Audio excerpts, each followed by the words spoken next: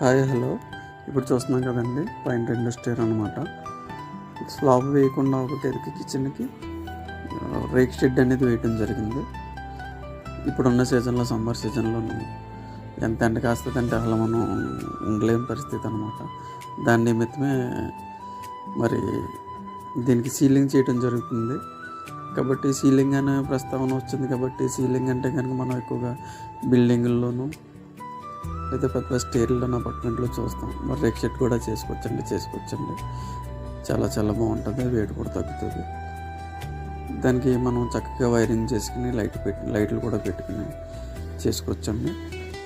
అలాగే ఇప్పుడు చూస్తున్నాం కదండి, ఈ బెడ్రూమ్ సంబంధించి 4 లైట్లు, ఒక ఫ్యాన్, ఒక రూఫ్ అనేది మనం వైరింగ్ ఇవ్వడం జరుగుతుంది. అలాగే వైరింగ్కి సంబంధించి కూడా దీనికి ఫ్లెక్సిబుల్ అనేది కాదు, అది వాడడం కరెక్ట్ కాదు. పైపింగ్ అనేది చేయాలి. పైపింగ్ అనేది చేసినప్పుడు మనం చేస్తే కనుక వైరు సేఫ్గా ఉంటుంది. అలాగే ఏ షార్టేజ్ కూడా జరగటం ఉంటుంది అనమాట. అలాగే వైరు కూడా క్వాలిటీ అనేది వాడటం చాలా మంచిది. అది చూస్తున్నారు కదండి, పైపింగ్ అనేది చేయటం జరిగింది. అలాగే ఆ పైపింగ్ నుంచి వైరింగ్ కూడా లాగటం జరుగుతుంది.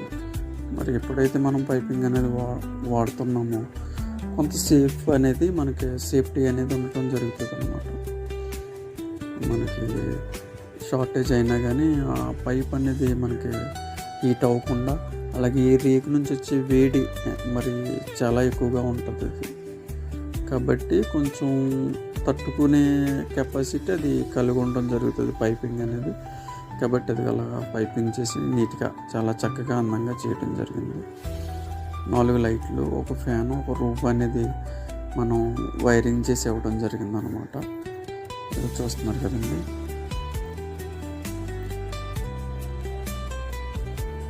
చాలా చక్కగా మనం నీట్గా చేయడం జరిగింది.